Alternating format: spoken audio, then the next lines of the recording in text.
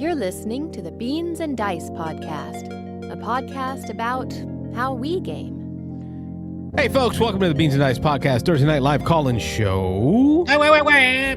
I'm Carlos. I'm Rob. And I'm Wayne. And we are a podcast about How we game. Thursday nights is all about how you game because it's our live call-in show night. Thursday nights we talk about this week in gaming, what we've been playing this week, buying, hauls, purchases, anything to do with the gaming on our tabletop or in front of us.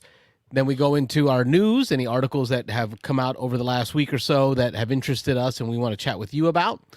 And then we go into our OGG, our other geeky goodness, stuff that outside of the board gaming tabletop hobby specifically that we are enjoying. If you want to get in on those conversations, there's multiple ways to do that. One, join the Discord. You can pop in throughout the week, throw in articles into the call-in show discussion or in the news that you want us to discuss. Two, you can always email us at beansanddice@gmail.com. But finally, the most important way to get in is to call in because this is going to be a call-in show. We go live, we take your phone calls, and we talk to you about board gaming. 813-618-7099 is the number. Write it down. We're going to open up the phone lines in just a bit. I'll let you know About 30 when the minutes. lines are open, and we'll get it going. Gentlemen, how was your week? Busy. Busy. Busy, I know busy. after I left you guys last week, I think it was either Thursday night or Friday. I found out that I needed to make my way to North Carolina. So immediately buying tickets, going for a work trip, and I was there earlier this week. I flew out 1:00 Monday night, and I got back home at 1:00 last night. So this morning, so I'm tired. It's a lot of work, very fast. I'm tired, boss. Very tired. More importantly, I found out I'm going to be gone for a majority of spring break for Florida. Sucks. So that's, I think, like the 16th of March. At least it's good you didn't have like a family trip planned or something that like you'd have to like. We almost did. Like we got invited to go to a cabin up in Tennessee, and we were going to do that. But now we said no because I got the full week, the following week that I had to be away for work. But now it looks like it bleeds into the week before. So it's going to be almost a 2-week span where I'll be away. We'll have to figure out and coordinate the show. But that was my week. What about y'all? Just honestly, this week's just been work and dealing with the kid and his travels. Hey, congratulations on the boy winning an award, right? Yeah. Player of Oh, I the saw year. that, For his club. So The soccer it's good. league, soccer team. Yeah, cool. It's pretty rare. Like, so like they have like, the coach's award and then they have like the player of the year, which is voted by the other players. And so it's kind of rare that like the goalie gets picked, right? Like usually the striker, the kid that scores all the goals gets the accolades, but it was pretty nice that the kids recognized that, my kid had a pretty good year. And there was a lot of games where like we won 2-1 or 3-1 or we stopped the penalty. So it was like, they kind of realized that a good chunk of our wins were because of his solid goalkeeping, which was good. So anyway, yeah, it's I don't know. It's kind of a big deal for the goalies right now this last week with the Olympics, Olympic goalies, Hellebuck, soccer goalies. getting Connor, some attaboys too. So goalies are getting their props, sounds like. Yep. Yeah, it's good.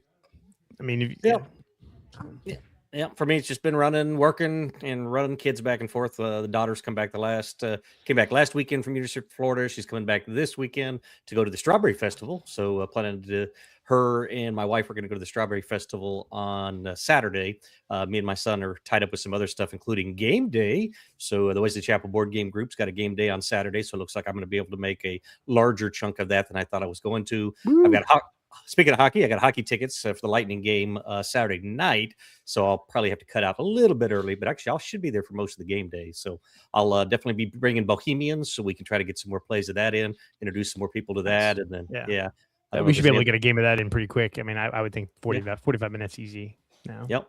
And I heard there's an expansion coming out. I think, Wayne, you at least already knew that. Carlos may have known that, but there's a new deck that Ignacy showed off that's a pretty meaty looking size deck for to add some new cards to the deck builder that Bohemians is. So looking forward to getting some more plays of Bohemians in. I've just played the one time, but enjoyed it. And then looking to maybe down the road get that expansion and give that a try. Nothing gets Rob more excited than a meaty deck. Meaty decks, big meaty decks. An expansion. Stack 'em all. I like my Terraforming Mars decks that are just like bigger and bigger. They keep going. Speaking of, did you see the photo like Dev or Daryl posted in our Discord server? Like he had Wingspan. all the Wingspan cards out, Yep. and it was just like just giant stacks of cards. Stack and stack and stack. Yeah. I don't know if I will ever play Wingspan like that, where I just mix it all Everything. together. I don't think I could. Like, I don't think I like would, the like- idea of the segmenting of regions or types of birds. I think what Yeah. I probably will do as I play it, or if I play it more, is like, okay, what expansion are we gonna play? Europe, great. I'll take the Europe cards, and then maybe take like a small stack of the main cards and shuffle them in and use it, and then separate it later. I could just leave it like that, and take the main deck cards and put a smattering of each of them in the expansions, because I like sometimes just using the expansion cards and just playing a game with just the expansion cards so you can experience them more. When we did that asymmetric play of the Yeah, I new like expansion, that really solidified in my head. Like the idea of watering down the decks would not be as fun. I'd rather experience Because you'd be hunting for each one. cards the whole time. Yeah, you'd be trying to find certain things, and so many cards in there. And this is not so much as the deck, but I mean, this is a whole topic we could talk about probably all night. But Which we are. terraforming, yeah, there you go. Terraforming Nars. I mean, there's tons of expansions. I like pretty much all the expansions. The one where you have the council and you're voting. I'm not so crazy about that one, but I don't ever want to play it with just all the stuff. I'd like to pick, Prelude's a must, and then pick maybe one or two of the others at most, and play that. But I don't mind next time picking two different expansions and playing those. But with there's 6 or 7 expansions now, just putting everything in there is just too much. Yeah, so too much. If you're gonna play Terraforming Mars Wingspan like every week, then as you go through the cards, you can just I use these ones, and I'm just gonna keep playing until I use them all, or something like that, right? Sure. But I just, with all the games we play and the diverse games we play, and generally the Cult of the New, where we're trying newer games, I'm not going to play Wingspan that much. I'm not going to play Terraforming Mars that much. A couple plays a year, of each.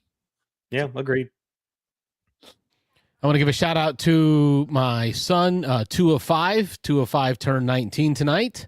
Ooh, So okay. we were just singing happy. Like I know we were a little late getting on here, but I was just singing happy birthday. We're cutting the cake, Nice. wishing him happy 19th. So it's another birthday celebration in the house. Happy birthday, Julian. It's Go your shorty. birthday. It's your birthday. birthday. Nice. Gaming wise, that brings us to our twig. Let's open up the twig, and we will. You know what? We'll go ahead and open up our phone lines as we go into the twig. Now that we've introed the show, we are a live call-in show, and we take your phone calls to talk to you about what you've got going on in board gaming or other geeky hobbies that you may enjoy. So I'm turning off the do not disturb. Yeah, Let's see if this works. This time, I'm learning. I wanted to talk about my twig. One thing I wanted to bring up was with my travels. Right before I left, I got a copy of Dwarf Romantic Light Luggage came in. Dwarf Romantic Light Luggage. Light Luggage is a small box travel version of Dwarf Romantic. I got 2 copies in. And this one I took with this one is still in shrink. The other one I took with me. No, why 2 copies? Okay, so the logic behind it, Wayne. Thanks for asking. You folks at home, tell me if I'm wrong.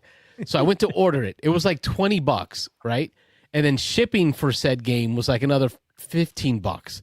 So it was like doesn't make sense. You said 8 earlier. Was it? So 15. Okay, under 10. Yeah. I don't 10 or so. Let's say the shipping was 10. Right. Okay. With shipping at 10 on a $20 game, do you buy just one copy? It doesn't feel right.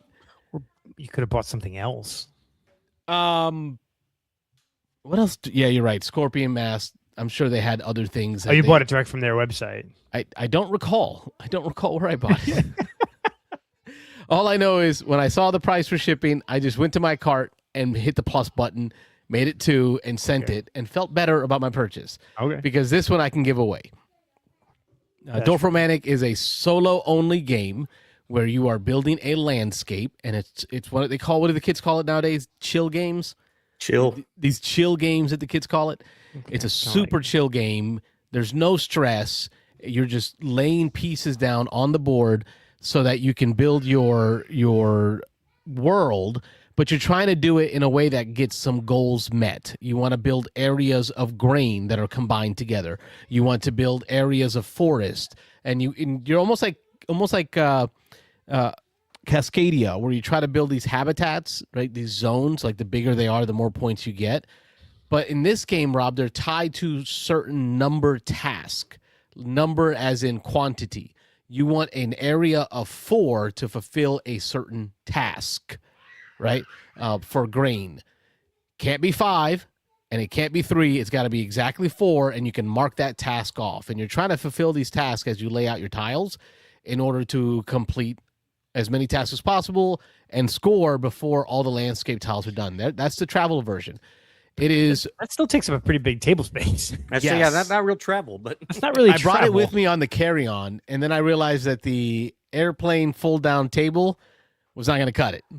And I doubt I can convince the folks next to me to use their table trays Your tray.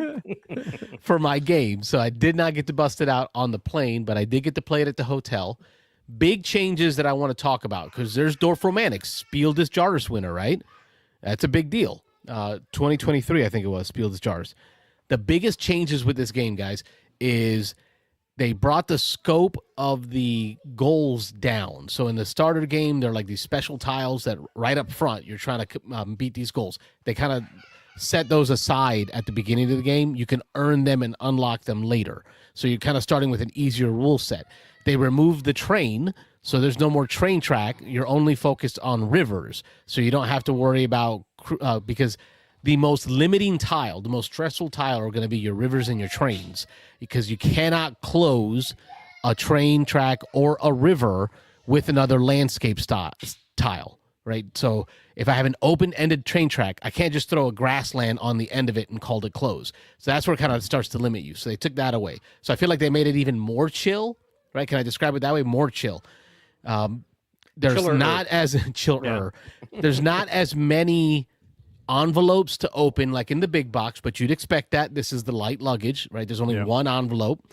But what is cool, what they did that is good, Rob, is they took all the specials that you would normally unlock as you play, right? So think of these special cards that come out with special goals and special rules, right? Sure, yeah. Instead of unlocking them as you play, in this game, as you continue playing, you will rank your score on a magnetic board. You know, I love magnetic boards. You know that. I love magnetic boards. Big pieces of metal. It's got a magnetic board inside the lid of this box with an arrow, a magnetic arrow, and you slide it up as your high score keeps getting better and better, almost like your video games, Wayne, where you're kind of scoring higher and higher. And depending on what level you are, you look across that spreadsheet, and it tells you draw this many special goal cards and add this many special tiles. So you're shuffling in random special tiles and random special goal cards. So instead of unlocking them and only having those each game in the base game, here, if I've gotten to the level where I'm unlocking 2 special tiles and 3 special cards, every game they're going to be different. I'm going to shuffle them from a deck and draw 3 that are going to be different each game. So I feel like it gives me more replayability, right, in the game, and it gives me the fun of unlocking all in one. So I'm not locked into the specials. Would I recommend this for someone that owns Dorf Romantic, the big one?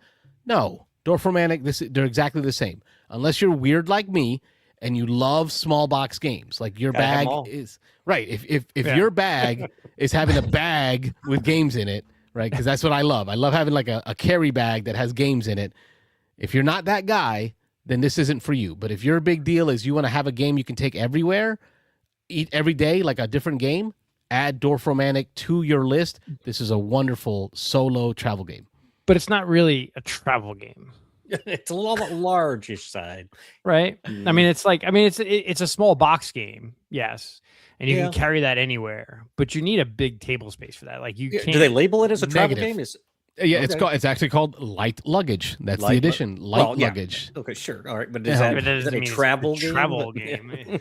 This version offers a quick and easy introduction to the high-scoring hunt with the same great gameplay. Light luggage is a cooperative tile laying game. Work together to create a beautiful world of hexagonal. This compact edition offers quick and easy induction. Compact. I don't know that it's travel. Yeah, it's lighter. It's a smaller. It's a little more compact. But I tell you what, at the hotel, there was just a small, like 2-foot table that I played on. Okay. Right. So no, you can't play it on the tray of an airplane. Sure. Yes, you can play it on a side table at the airport. Okay. Yes, you can play it on a table on the train, right, at a small cafe. So for me, that's travel enough. Like Sure. Yeah. it doesn't need to be 4 Northwood size to call it travel. Right. I like it. But like that. That's the kind of like it fits into like the small ticket to ride boxes, right, or some of those other ones where it's like it's small enough to carry for your travels, but it's not necessarily a game you're going to play like While en traveling. route somewhere, on the train or on the plane, I was hoping, I was really wanting to play it on the plane, but that didn't work out. Yeah. But what did you do on the plane other than grasp the seat handle? Like, there was a little plane, right? Yeah. So maybe it was a little tray table. Yeah. Any did you get any of the Dr. Finn in there or what?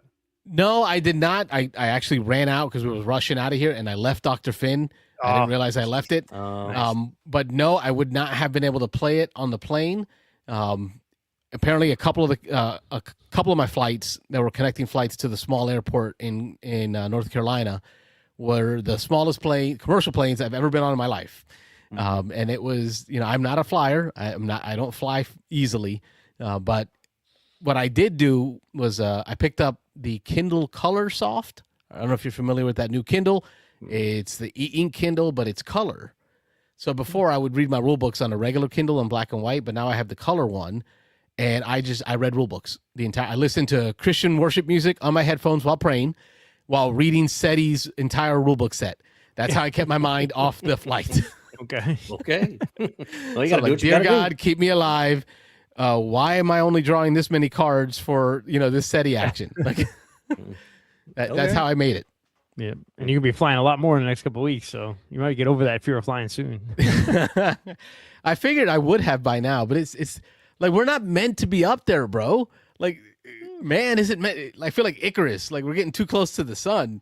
Yeah, pretty soon we're gonna be out there, out in space, all over the place. And then I played some 4 Northwood at church before I left. When I was waiting at church, I got to play some 4 Northwood out there.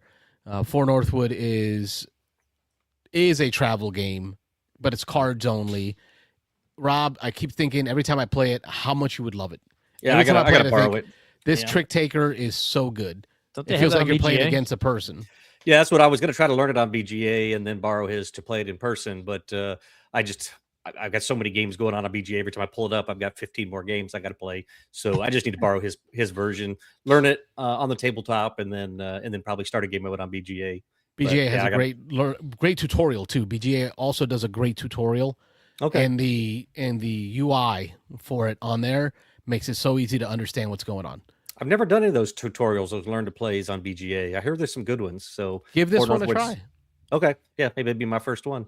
And then I got an extra copy of Dorf Romantic for either of you that want to scoop it up and kind of dabble with it for a couple of months or something. At some point. Yeah. It's a fun little campaign system. I think you guys would like it. Those were my tabletop plays, gentlemen. What do you got? Well, I got no plays this week, but we know this weekend is a gaming weekend for me. So we've got the Wesley Chapel Board Game Group has a game day at the Double Branch Brewing. Double Branch, yep. Mm-hmm. So I'm going there, and I've been thinking about what games to bring. And I'm glad Rob's going to be there because we'll have Bohemians. We'll get play of that in. Yep. And then I know Sam's going to be there, and she had talked about wanting to learn and play Video Game Champion. So I'm definitely going to bring Video Game Champion. Cool. Get that played, and then I think I want to get Raccoon Tycoon to the table too. So I've never played that. I really, really want to play that. Actually, let's do it. If you get that in, let's do it. Let's make that happen. Those are the ones. Those are the ones. I think I'm going to bring my copy of Pulsar in case we can get that in as well. But I think initially it's Bohemians, Raccoon Tycoon, Video Game Champion are the three that I'm really want to get played, and then we'll see from there whatever other people bring. So.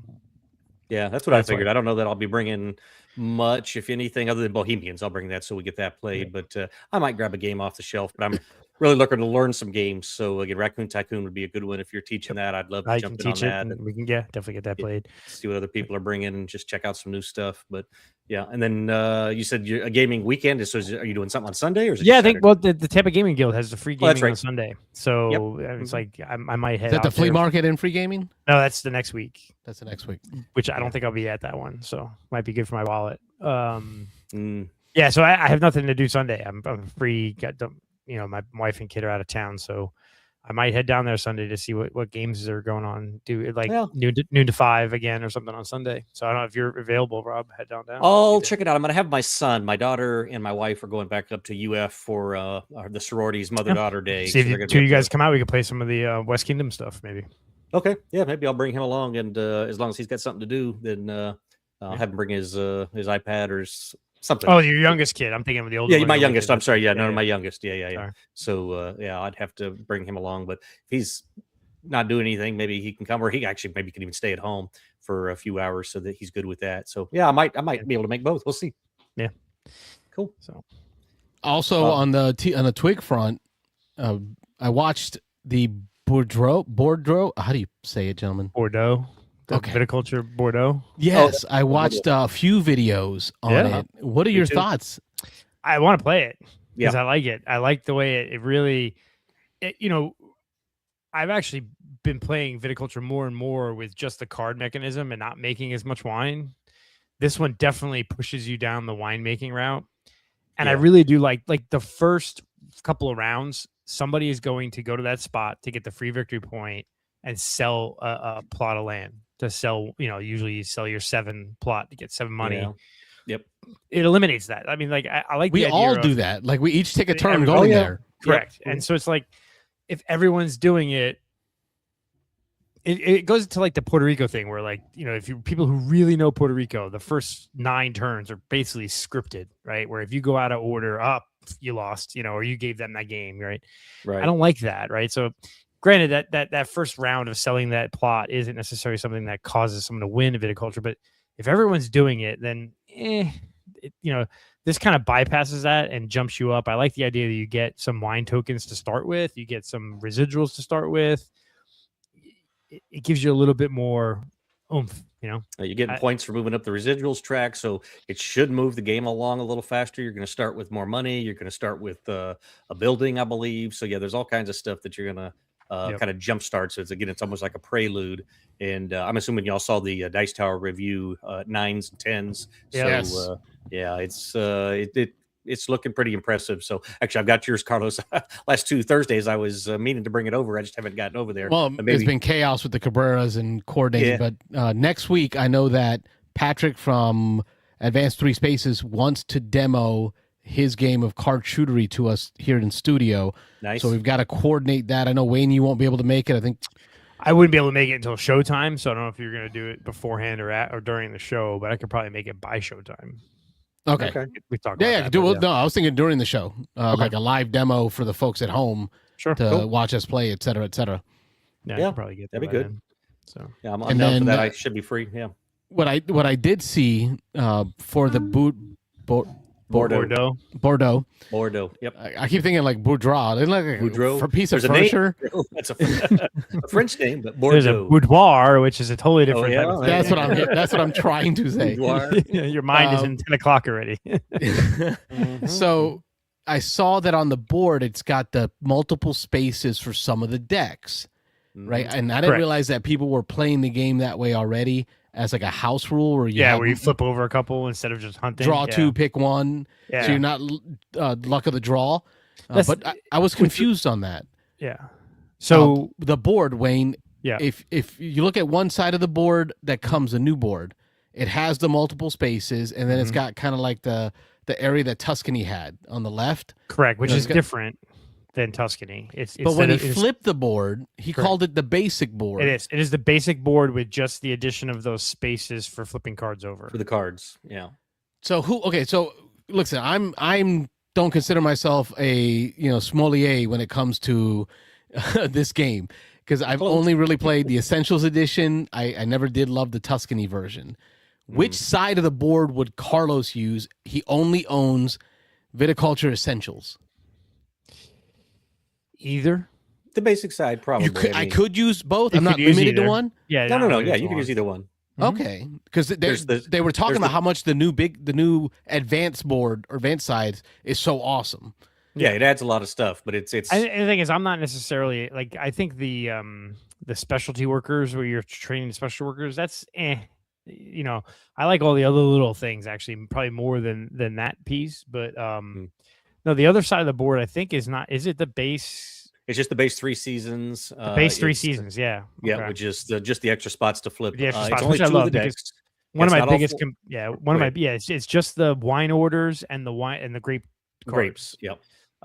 Which I love because there are certain Same. games where like you're hunting for a certain, like you have a bunch of white grape production and all you're pulling is red wine cards, or Right. you need Orders. a red grape card and all you're pulling is things. So it does give you the option to get, not instead of just having to mill the deck looking for the card I've definitely in games wasted 2 or 3 turns just looking for a certain grape type or a certain order card. Right. So I like that. Yeah. So that's the point. Okay, of that okay. is So I that- don't feel as cheated. In watching the videos and trying to understand it, I kept feeling like, all right, only half the game's going to apply to me. I don't own all the Tuscany stuff, the extra seasons and all that. No, so you're But it just gonna sounds use the like other I board. could use the side with the multiple seasons. And you can still use the other side. You're not missing any components that are going to prevent you from playing the 4 seasons, the bigger game, the things that it adds, like the cubes for the training, the specialist or whatever they're calling Comes them, with the that, experts. It comes with all that stuff. So you aren't missing. The only thing that you would be missing from, what was it, the Essentials, Tuscany Essentials or whatever, was there were some specialized workers, some of your workers. The guys with the actually had little specialties. vest, the screen they were printed. different kinds, right? But Yeah. there were like 5 or 6 different little meeples you could use. You won't have those, which again you don't need. And then it jumped out of my head. There was one other component that the The stars. structure. remember there were stars Well, the at the stars are bottom. gone. that's That's gone. gone. That whole little board area control little- thing is gone. A little area control map is gone. It's now a market where there's a space on the board you go to, and it's like the trading thing. Trade, and like yeah, Target, where you- yeah, the Target. Yeah, cross. yep. And that allows you, which is cool. I like the idea that like once someone's done a specific trade, that's kind of like blocked unless something happens to remove the token from it. So it's And there's an kinda expert you can train that allows you, when you do yours, you can take a spot somebody else has already taken. So Yep. yeah. cool. Yeah, it's Shout out and what's up to Bluefish Fly. Hey, Hello. What up? Thanks for popping in. We were talking our twig and we were just chatting through some of the viticulture. Which expansion? cool. Bordeaux. Yes, I'm the struggling with that word, brother.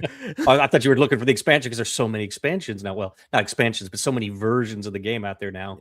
That's So, why I struggled with understanding what this expansion would do for me. But all that excitement from everyone that I watched, Broken Meeple, Dice Tower, right? The excitement got me kind of a little Yeah. concerned that if I'm an Essentials owner, would I be able to enjoy it? Sounds like I think still you will. can. You still good. can't either. And really, the expansion itself was like relatively. I mean, with the campaign discount, and everything, it was like $15 or something like that. So Yes. like, yeah. just for the nice, fancier, bigger board that has the spots specifically for the cards is almost worth it. That's what I've been watching. I saw that the company that does Fractured Sky, I think it is, Oh yeah, has a who's new that? small box game called Soar. Oh yes, I've heard about it. I don't know much about it yet, but I've heard of it. I watched a couple videos on that. It looks like they condensed the bidding aspect of the game into a small box like Dorfromantic light luggage game with mostly just cards and chits that you're bidding on area control of different cards Watch your until mouth. the end of the game. So I bet there was a what do you call that? Embargo on the reviews because Oh, maybe. it was like yesterday or day before yesterday where they all dropped. So I started watching a bunch of those. I don't know if y'all saw them.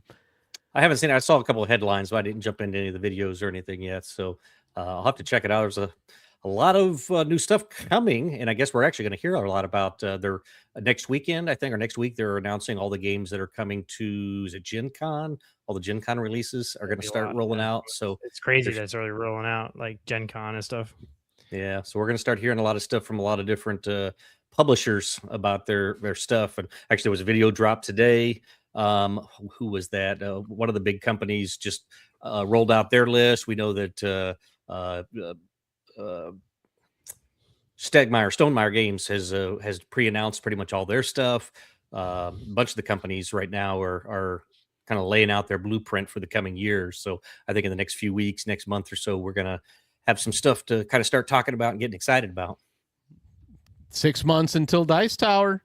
Woo! 6 months. Not even. No, I not got even. Sobo coming up. Yeah, it shouldn't be right because that's July. So yeah, that should be 5 months. Yeah, 4 or 5, 4.5, 5 months. Yeah. I saw a Dice Tower video about people, different personality types, and how they prep for Dice Tower for the con. And what I felt like I connected with Delicio again. Shocking. It was I bring every game, even though I know the library already has it. I feel just that to make sure you can play it. Bluefish says, I just bought a used copy of Trivial Pursuit Back to the 80s Stranger Things edition. Wow. Okay. Keep running up that hill. Running up that hill. It's good stuff, though. Stranger Things. Any other items on the twig before we get to the I've been BGA doing plays? a lot of playing on BGA. I'm looking. I just jumped into a bunch of games. Actually, Shimpy just posted up a bunch of games some of them I never heard of. She posted about 8 or 9 of them in our group, and I jumped into like 4 of them. I was like, you know what? I'm just going to try some of these. So I'm going to have to learn them all. So it's going to be a little bit of a struggle. But I went ahead and jumped in. Let's see if I can pull up the list here real quick. Yeah, there were a few. Kiva, Pragna Kaput Regni. I played that one. Cornuda. Oriflame. Oriflamme. I haven't played that one yet. I've heard about that one, so I wanted to try that. So I jumped in that. Nippon. I've jumped into that one. Okay. What is Nippon? Not sure. I don't know anything about that one. So that one's going to be a blind jump in. Let's see what else am I. I'll jump into that one too. Why not? Okay. Yeah, we'll learn it together. I always figured I'd watch a video or two. So that's a good thing about these. I don't feel too much pressure on BGA. I sign up, I jump in. If I need to take a day or two, click a bunch of stuff and you're fine. Yeah, watch a few videos. I'll watch some stuff. Carlos, was it you that started the game of Tacta? I think it was Wayne. Wayne? Oh, okay, Wayne started that one. I did. I have no idea. I have no idea how to play, but I did it. I saw it pop up, and I was like, "Oh, okay, sure. Well, let's give this a run." So this is the one we played a few weeks ago at Carlos's place, and it's real simple, real light. But yeah, I actually just need to go ahead and watch a quick rules video, and then no, you don't. 2 minutes. No, you don't. Yeah, if there is one, it's 2 minutes long, I'm sure. So it's easy. Yeah. I am liking how the game on the BGA, right? Because Rob and I struggled a bit because we got fat sausage finger hands, and like laying the card down perfectly on top of another card without disturbing all the other cards was a little bit of a struggle. Here, it just kind of locks in, like it just pops in. Yeah. Hello, Kyle Jeeves. Hey, Kyle. And I know Rob and I are in at least a couple versions of Malem online, which is 2 of those right now. What's interesting is what's funny is when Sam was teaching it, when you roll the dice to do your kind of like movement, there's the one side that has kind of like the rocket ship, and that's always counts as something if it's on the spot where you're at. But like we couldn't quite figure out, looked in the rules, where it's like, well, do you have to use another die and those or just those? So it's like we've confirmed the rule by playing the BGA version where it's like, okay, you can just use the rocket chips and you're fine. So it's kind of funny that how sometimes like you play a game in person and then you're like, and then you play it on BGA and you're like, is that how that rule works? Okay, I guess. Because you would think because these are all licensed that the rules are going to be correct, generally speaking. So you definitely learn some stuff. But I'm definitely struggle busing the other way where it's like I've played a game once or twice physically, and now I've played it on BGA so much where I'm like, I'm forgetting like something like Russian Railroads. Like I'm scoring. I've played a bunch of times in the last couple of weeks with Nick and Rob and a few other people, and I'm like, I'm scoring 200. And then they're scoring like 380 and 400. And I'm like, okay, I'm clearly forgetting missing something. Yeah. Where it's like, I definitely need to play again in person so I can be like, because it is hard. I think the bigger games where sometimes paying attention to someone else's turn helps you because it reminds you of things to do. But on BGA, I just can't do that. Like I'm not going to sit there and like replay and watch your turn. I'm just gonna do my turn, and so I'm clearly missing some stuff. And like One exception to that is our game of TI4. Every time it comes to me, I'm like, hold on, got to go back and look at the history. What did everybody do since my last turn? So I don't miss somebody sneaking up on me or somebody, drawing a card or something. So, but yeah, otherwise, game's half over. Game's half over. Yeah, I hope so. Nick's got his 5 points. So I am slowly making my way, and he'll get 2 or 3 in the last round. Trust your boy plans ahead. And we'll get 2 or 3 in the last round. Yeah, so I was thinking once he gets to 6 or 7, then there'll be one last big round. Yeah, because he'll cut him off from his home world. He'll save up. You tried? I just went in. Yeah, I just separated his main fleet from his home world. So I don't know if you noticed, but I'm making a beeline for Mechatol Rex. Like I'm going to try to drop something on there. He's there now. Thought about it. Is he? Yeah. Damn it. Yeah. So you go invade that, and I'm actually going to come up the other way with my fleet, and we just got to do it. It's so slow. I don't have fast ships. Everything's one space at a time. Oh, most of mine are 2 now. So yeah, I definitely do not want to play TI4 on BGA again. I am with you. Unless we were like, okay, we're gonna play on BGA, but we're gonna do it live. Yeah, and we'll play we'll start like 4 p.m. on a day and play all night and take a break for dinner and just like we're talking now, but while playing TI4, because there's just way too much going on to play that asynchronous unless you know the game. Like if someone like Nick and his Bowser, they've played that game a ton, so I'm sure that they love the ability to play that async. But I don't play that game enough to know it well enough for that. So yeah, you got to know it pretty good to do that. But no, I'm live. It may not be so bad, but yeah, but live you're gonna still need to set aside probably a couple hours to do it. So what else? BGA. Yeah, I don't know. Carlos and I are in a game of Memoir I'm looking at right now, Memoir 44. So that's always good. I think I set it up maybe, and I just picked a random scenario. So it's good because it has us play both sides. So I won the first one. You are killing me in the second one. So man, I've been getting all the cards I needed on my left flank, your right flank, and I've just been moving tanks, advancing them since we started this game. I'm loving. I'm doing a sweep. I'm going up, and then I'm gonna sweep over to the right. Yeah, I'm feeling good. I'm feeling good about this one. Hey, Rob, when you set up the game, was there an option to set it up to play both sides? How'd that work out? There probably was. There was a bunch of options. Yeah, there's like a million options on that. Yeah, but I remember. I had a reoccurring game with Dan for a month or two where we just kept playing, and I had it set for play both sides and then random board, random scenario, so that every time I did a rematch, it would just do a different scenario, and we just kept running through them. Nice. So, yeah. I see. Just a quick side note. I see my camera's flickering a little bit here. I'm trying a new setup here in a different room, my main gaming room here. So I'm working on cleaning some stuff up. I've actually got a better camera that I'm going to try next week or next time I'm on remote. And then I had a headphone failure. So at the beginning of the show there, I had to jump out real quick and switch headphones. Yeah. Anyway, little technical difficulties on my end. All right, you're working on this setup, it's all good. Yeah, I'm gonna try to get it nice here. But that's been pretty much it for the game, and I'm just having a bunch of stuff. We'll get to it in the news, but I was just looking at my game of Concordia a second ago. But there's some Concordia news out there, so I'm sure we'll touch on that in a bit. But you want to head into the news? Talk about some news, Carlos. Yeah, phone is open. I don't know if you mentioned that, so. Call in. You can take over the show, 813-618-7099. Call in, talk to us about whatever you want, and we'll go with it. So don't worry about what we're talking about. If you got something you heard, something you want to talk about, call in. Yeah, call in. Have you seen your set, Carlos? Oh, what is this? Another one? Yeah. Come on, DJ Khaled. Deluxified Concordia. It is the same company that did Castles Burgundy and Puerto Rico, and which I did both of those. Okay, here's what. Let me ask. I'm interrupting on this. I know, but I've not done this before, and I'm feeling a little scared. Okay, I'm a little scared right now. I keep getting messages from. Was it Arcane Wonder that did it? Arcane Wonder. No, Awakened Realms. Awakened Realms. Oh yeah. That everything US has been shipped out. Everything you haven't gotten anything yet. I ain't got jack, bro. You better email them. I keep checking my order. I did order. They said they have 50 parcels left for pick and pool. And these are only pick and pool people. So I'm not sure what that means. All I know is I ordered the base set.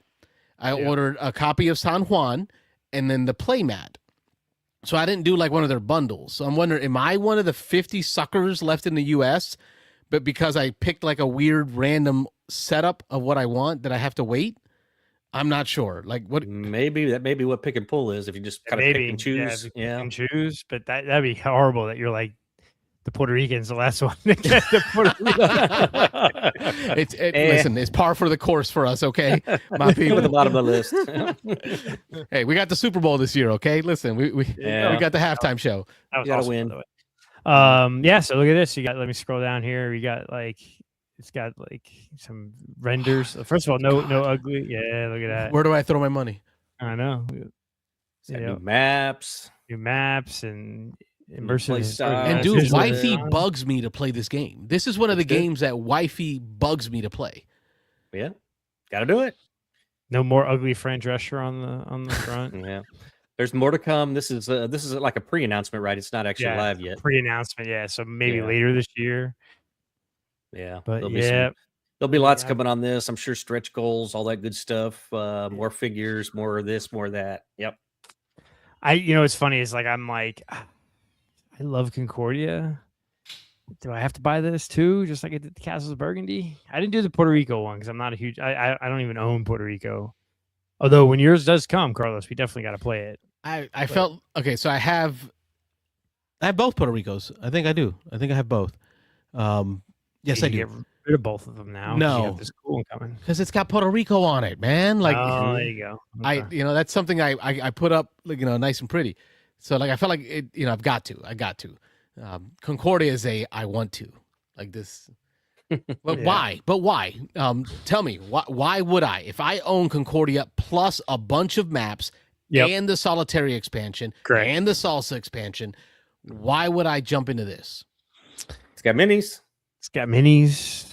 It'll be a fancy version like Castle of Burgundy. I'm kind of am too. Like, here's the thing: is like even with the Castle of Burgundy, I didn't buy the minis for the buildings. Those like Bakelite tiles were perfect for me. That's all I needed. Okay, I regret not buying the Bakelite tiles, but I did get the minis for the building.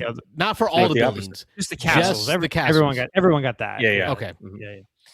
But I'll wait and see what's the price and what's all involved in it.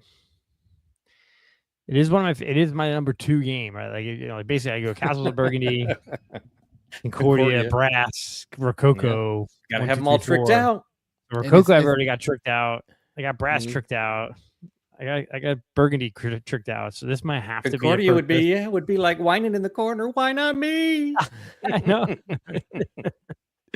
Can't let Concordia down. Yeah, can't let him down. It's going to be an heirloom game that my kids will play when I'm gone, right? Right? Sure. That's right. The excuse. There we go. Aaron's saying, yes, you do. The question will become standard special edition, acrylic special edition, or mini special edition. It's going to be acrylic special edition because I regret not doing the acrylics for Burgundy. Yeah, that's what Aaron's. I'm with Aaron Clark there. Acrylic's the way to go. Like, I don't need the minis. Yeah. Because actually, I think that actually makes it harder to play the game. Although the ones for Puerto Rico look pretty good. Like, they definitely. Mr. G's going to jump in on that. Yeah, I know he likes Concordia too. We'll see. Lots more to come, I'm sure. Like I said, there'll be announcements about all kinds of stretch goals, and we got to see what the maps are. And I think I heard something about a new play mechanic or something. So yeah, there's going to be lots to come on this one. So early. That was new to me, bro. Like before, I was 5 minutes ago years old when I knew this was coming. So thank you for bringing it on to me. Discord server, I think today, somebody posted it today. Yeah, I did not see it coming either. So yeah. Yep. Yep. Let's you want to keep going here? I'll just keep grabbing some stories and bring them up. Yeah. This one, I think. Let me go ahead and share screen. I'm going to share window. So the acrylic tiles are now $100 on eBay. Oh, that hurts. That's a lot. I messed up not buying those. So here's one in the realm of like, wow. Cardboard Alchemy has announced that its Flamecraft game has sold 400,000 copies. I almost don't believe it, but maybe. Yeah, I mean they say it, so sure. Hit him with the Ron Burgundy. Again, I don't believe you. Flamecraft hit like Target and Walmart, right? It was in Barnes and Noble. It won a bunch of awards that first year it came out. It's pretty. I mean, it's people see it. I'm sure it's one that's like, oh, that looks nice. Let's try that. So I guess if they say it's got to be true, right? Yeah. Yeah. But I mean, we think about like, we know Wingspan's over $1 million, right? Or well over $1 million now. Mm. This is kind Ticket of to Ride, what, 20 million or something? something like that. Catan, a Ticket to Ride are insane, right? Like Mhm. it'd be interesting to see like Concordia, Castle Burgundy, and some of like Terraforming. How many copies has Terraforming Mars sold? Like that. Does it approach 400,000 or is it 1 million? Is Terraforming Mars 1 million copies? I don't know. I wish more game companies would let us know like how many games they've printed of a certain type, right? I mean, we know Flip 7, there's 7 million copies of Flip 7, and Carlos has 6 million of them. So. I was getting ready to say that. Carlos has 6 million of them. Have you gotten handily upheld tangent because I saw shiny red ball? Have you gotten the new 7 split Vengeance or Vengeance? Not yet. Yeah, okay. I looked at it. I watched the videos on it, and I just don't know if it's not something that I would bring to the table as much as like regular Flip 7 for the negative feelings. Gotcha. Interesting. All right, cool. But yeah, this was kind of interesting. I mean, I played Flamecraft a few times and I enjoy it. It's a fun light game, very easy kind of worker placement, little engine building. So it's definitely that family weight kind of hits. If you're selling, if you're a generic gamer with some kids, this is a good game for them. This is like in that creature comforts realm for me. Like Carlos, I would say Flamecraft is about as complex as Creature Comforts. Okay. Yeah. Probably about the same. Pretty close. Enjoyable enough for us. Right. And easy enough for the kids to play in with us. Correct. Yeah. Yep. Yeah, I'd almost say like a lighter version of Viticulture now. We mentioned Viticulture. It's a worker placement. There's a few comboing mechanics, but really it's pretty light, pretty simple worker placement. Yep. All right. Bring up the next thing. Sheriff of Nottingham, 2nd edition from Z-Man Games, but Asmodee.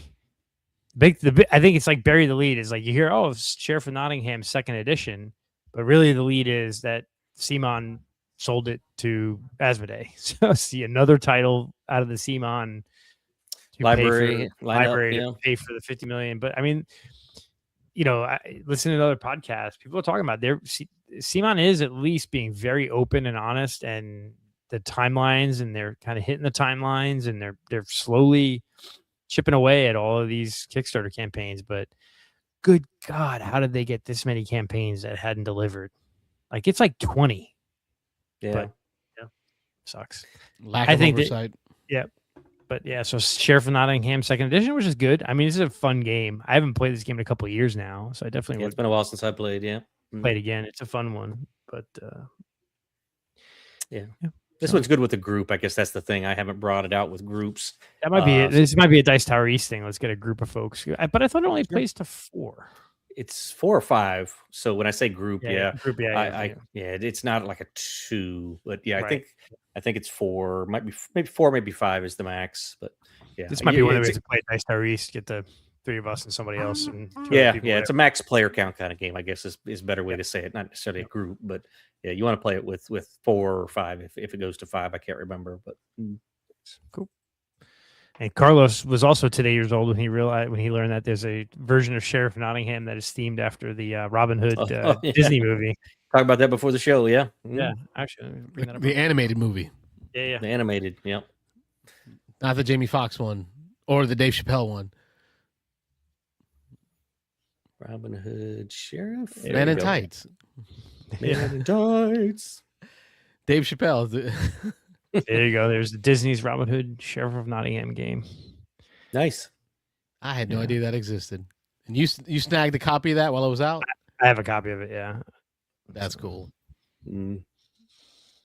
It's basically just Sheriff of Nottingham with a reskin. But is it any lighter for the kids, or is it exactly the same game? I think it's pretty much the same. And okay, it's been a couple years since I played it, so I can't really remember. But yeah, okay, cool. Kid trying to teach the kids to lie. Yeah, exactly. Yeah, this is how you negotiate, to bargain. I'll never believe you again, Dad. I hate you. Yeah. There's so they'll get over it. It's good news for your game Toy Battle, which I know Carlos likes, and I like too. Actually, Yeah, it's a good game. Excuse me. Bless you. Salud. My apologies. Won a French the French Dior Award. As Dior, yeah. Mhm. The other award winners were Civolution, Zenith, and Mookie Island. Don't know Mookie Island. I wonder if that's a game Children's over in Europe. category is No, children's. Oh, Yeah, okay, maybe yeah. that's why. Mhm. the intermediate category was Zenith, and the expert category was Civolution. Civolution, great game. Yeah. I can go with that. So this is kind of like the French version of the Spiel des Jahres. So it's kind of cool. Mm-hmm. Let's go with this one here. Source and different things. So a new Catan game. Just what we needed. Shocker. Yeah, but actually, I think what's cool is I think this one is actually designed by the kid, the son. Oh, okay. Keep it in the family. Your family, like he still was like, I know with Klaus Teuber, he passed away a few years ago. I forget his kid's first name, but they still I think he has two sons that both are game designers and in the game industry. So this is definitely a new thing. So I'd be interested to see about it, because maybe it's got some more modern kind of mechanisms and take on the game. So be interested to see what happens. This came out in the New York Toy Fair, so release. Nice. Yeah. And then I think the last one we saved for last, which is a little ICV2. So, I mean, I got this email earlier this week, and actually, to be honest with you, I just deleted it without reading it. So every time I get a terms of service update, I'm like, yeah, whatever. Oh, yeah. I'm not going to read all the legalese. Oh, right. I got it too. Yeah. Now that rings a bell. I ignored it. I saw the email and I was like, moving on. Yeah, moving on. Yeah, but apparently in there, it is the GameFound updates its terms of service to require AI disclosure. So you can't have something on GameFound anymore that uses any AI derived art or materials. So that's good. Yeah. I think that's a good thing. Some people care more than others, but why not? I mean, why not put it out there? Just be transparent about it. Yeah, I think so. I think there's there's a place for it, right? I think we've all kind of, I think we all somewhat agree on, like, there's a place for it as long as it doesn't, replace the artists completely. If it's used as a tool to enhance, or, hey, we used AI to play test, or, we use AI to proofread our rule book. There's some uses for it, but I certainly should never replace the human element, I think. So. Agreed. Anyway, so that's the news for the week.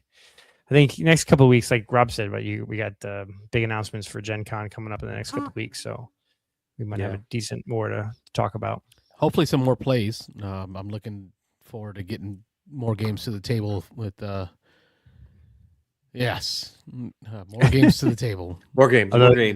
Although you are traveling a lot in the next couple of weeks, so let's see if that actually happens. Yeah, wife is like, hey, we gotta get some games played. I'm like, yes, we do. Yes, we do. Yeah, Wayne and I, like I say, should have some stuff next week because we got the game days coming up, and then say in a couple weeks, 3 weeks now, I'm going to be in Sobo in Louisiana, out in Lafayette. So I hope to get lots of games played there. I'll be gaming all night Friday night, all day Saturday. So my big gaming stuff should be coming up here the next 3-4 weeks. I know we missed Escape WinterCon, but we had heard some good reports. Yep. Chuck got a bunch of games played. I know he posted up his list of games, and I want to say he had at least a dozen games up on there. Some of them I'd heard of, some of them I had not. So, but he gave us a nice little briefing in our Discord chat of the games that he really enjoyed. So that was nice of him to put that up there. But yeah, I feel bad. I told him I was going to be there. We were going to try to get some games in, but just ended up being a bad weekend for me. Yeah, I didn't see. What's interesting is, like, in the past years, and again, I hate like the Facebook algorithm, but I didn't see a lot of posting for Escape WinterCon on Facebook, where you would normally see. So I wonder, like, is it the Facebook algorithm pushed it out of my general feed, or is it that people weren't posting as much? Did Patrick not have as big a presence on social media this time? So that'd be interesting to find out, just to look into it. I might have to just, like, sometimes you gotta, like, go to Facebook, look up somebody or look up the convention and see what was posted. But yeah, I don't know. But yeah, I didn't see as much either. That's for sure. Love to see some expansion content for Toy Battle. Yeah, there's definitely room for that. Lots of map variety and unit powers to be explored. Yeah, there's tons of stuff they can. You can totally see a new expansion pack with, like, here are all new toys. Is it just me, Wayne? Though when we played on BGA recently, there was a map that I don't recall having a paper copy of. I'm trying to remember what map it was. Was it the zigzag one that looked like a bunch of triangles down the thing? Oh man, it may have been. It had a lot of connections. I remember that, but I don't recall having a paper copy of that. So that's Yeah, I'd have to go and open up the box and actually flip through all of the maps. But I think that's the one. Like we had like 2 or 3 in a row where it was just a stalemate though. Like we ran out of tokens to play. And yes, still a good game. Yeah. So, yeah, that's all the news for the week. Our It's news? slow news Yeah. week. Yeah. It's a quick episode getting us to the OGG. Episode. You know how you 1 slow hour it in, down? we're already at OGG. You call in. That's how you slow this down. Yeah. Slow this train down by calling in. What's on our OGG for the last week, gentlemen? As usual, I'm sure y'all have a lot more than me. I don't know that I've been dabbling into too much. Olympics. That finally got wrapped up, but until it ended, I was watching all that. Now we got back our regular hockey, so I've watched hockey the last couple nights. Got that sports stuff going on.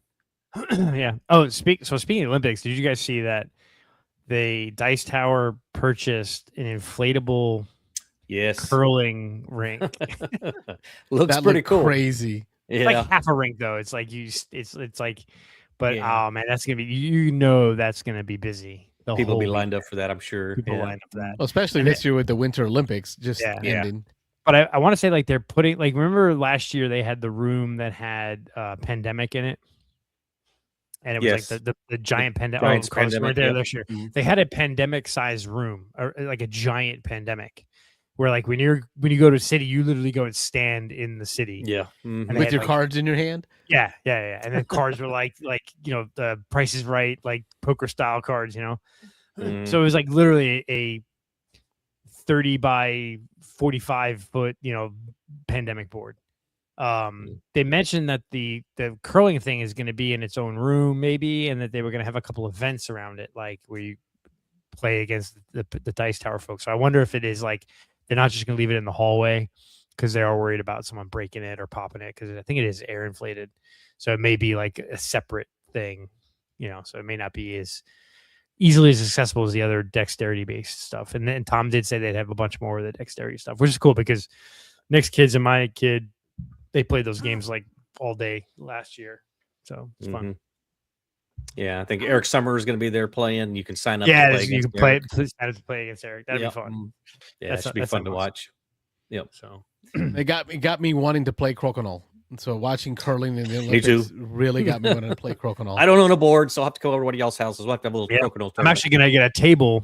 I found one online that is just slightly big. It's like 3 inches bigger than the dimensions of the crokinole board. Oh, wow. And I'm gonna put it in the front room, like Rob knows. Yep. My game room. I'm gonna put it in the Got a front. So like window my up there. table, my board is just gonna be out all the time and playable. Rob, you got to take one of these with you. There's 2 Oh, yeah. here. One of these I don't 3, ever 4, need 5 2 at boards the I same got here. time. Yeah. I use them like coasters, literally. Well, apparently. I may have to take you up on that sometime. I got to get a little Yeah, practice. in. I got buttons and take Yeah. the board. That way you have one at home. Yeah. We'll play via webcam. I'll Oh, there you flig go. and then you. I don't think that's going to work out. The We'll video sort- you we'll sort out posted the was details. hilarious. So, Rob, did you watch the in Carlos's claptrap on Discord? And he posted a video about like playing a Canadian in crokinole. Yes, yeah, I did see that. Yeah, The that was, double touch. touch, And they- touch. F you, man. You double touched it.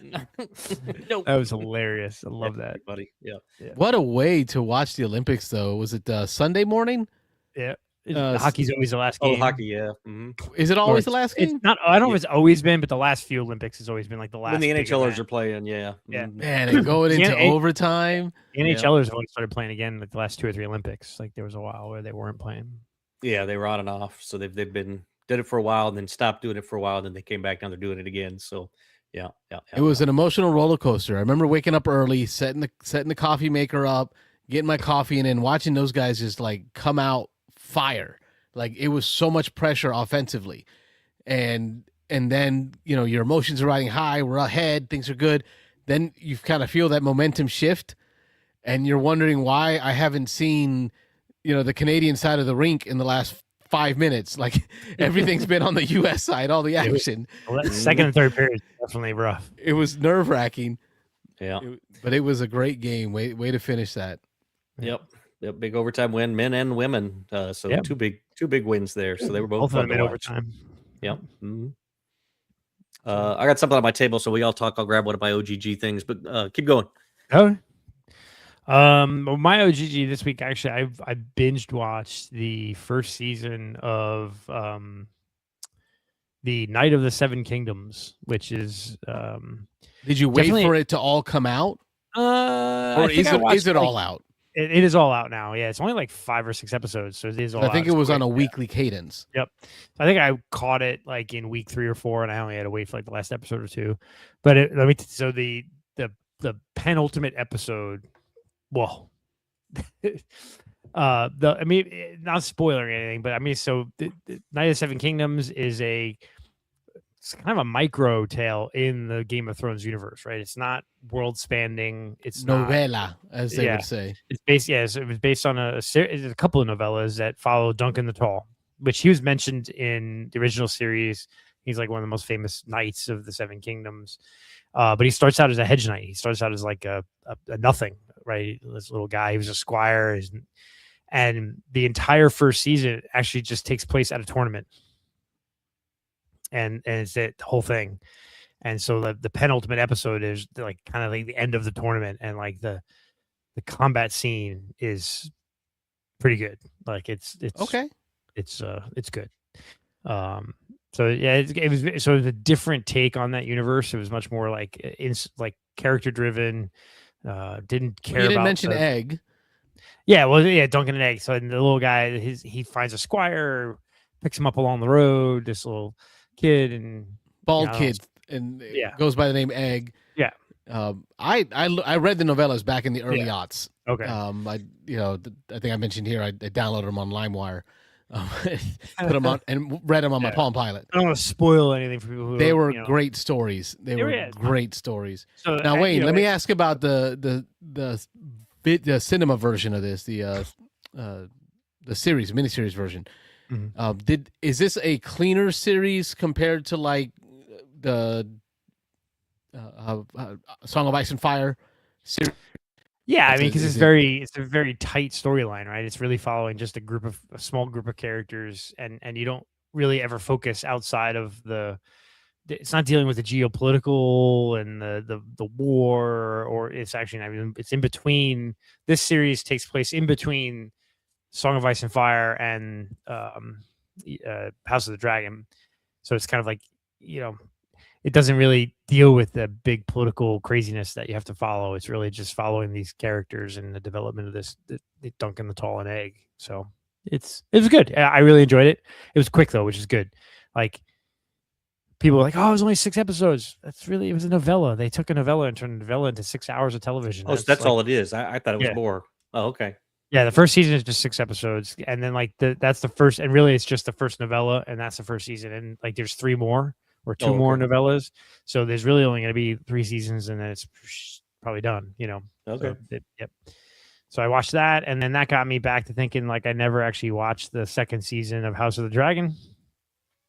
So I'm watching that now. I'm on the last episode of that.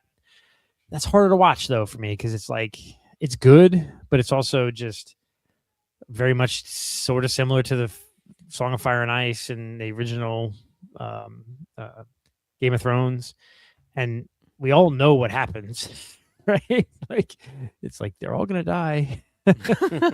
Spoiler, because it's 200 years ago, and they all have dragons, and 200 years from now there's not gonna be any dragons. So it's like it's a little hard to watch. For me, it's good, but it's also a little dry. There's no real like big battle scenes, and there's a few here and there, and you get a lot more dragon stuff, but it's just a lot more like courtly intrigue and there's a reason why I watched the first season and was like, okay, this is all right, and then I didn't even bother with the 2nd season, so I'm watching this just because it's there. But yeah, those are the 2 things I'm watching, and then obviously my wife and I are caught up on The Pit, which is amazing. Such a hard show to watch, but it's really well done. So I did start watching. on Wayne's Okay. recommendation, the Jackal. So that's the good. wife and I have been watching that. So I think we're about halfway through. We finished episode 4.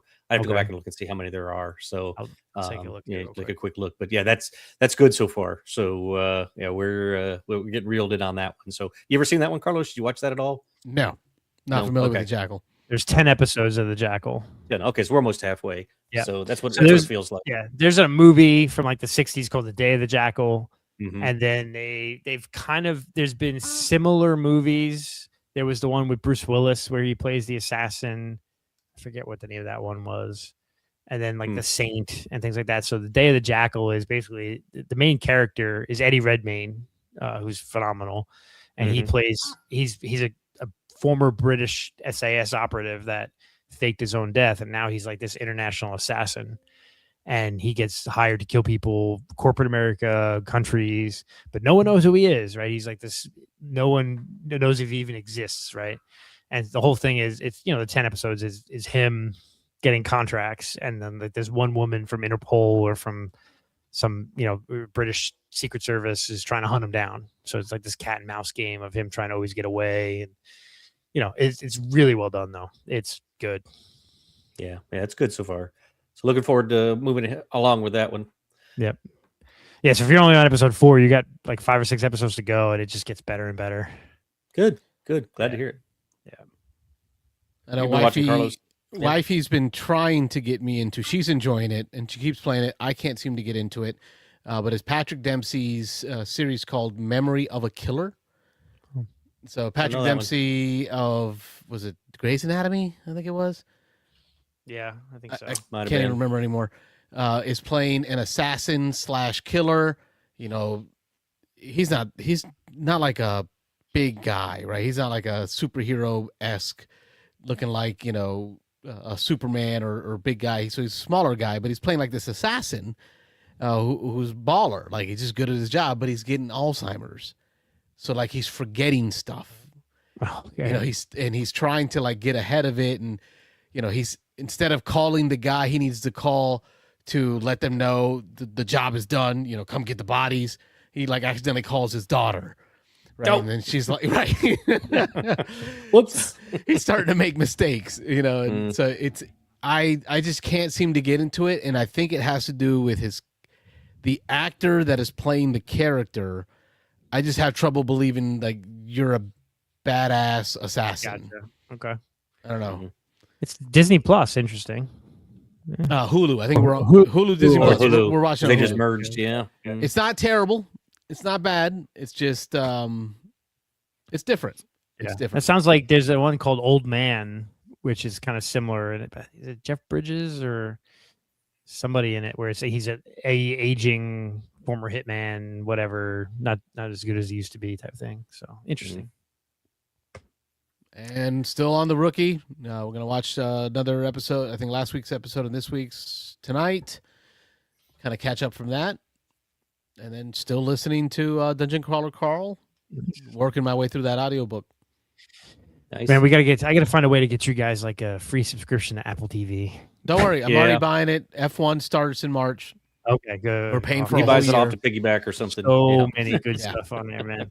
Apple TV's hard though to piggyback off of. Is it? Yeah, Silo, right? That's I'll get one eventually. Yeah.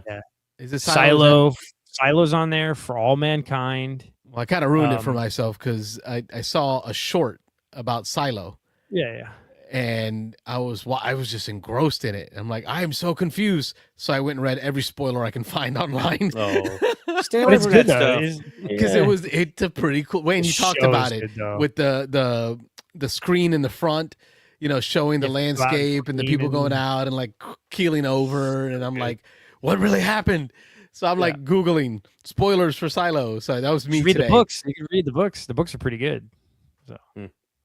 But yeah, Silo for all mankind, Sugar, which one game would love because it's so good. It's a modern noir with the guy who played Daredevil, not Daredevil, the guy who played Bullseye in the original Daredevil, Ben Affleck Daredevil. I'm trying to think of his name.